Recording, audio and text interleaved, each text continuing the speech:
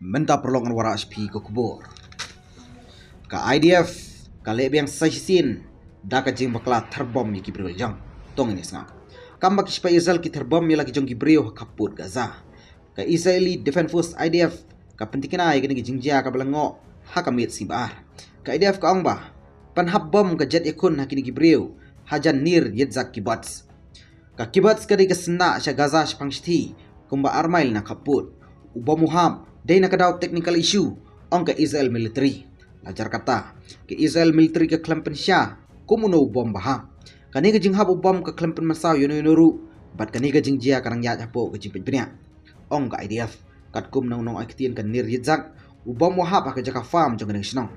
Ka snong kibats kaladan ka jinga kran bat kispai bat kemi lenti ke jing tokit ke benya. Ong nong akitien. Ka nir yitzak kadan yunong snong kumba san spa san pungut kat kum na ka Central Bureau of Statistics.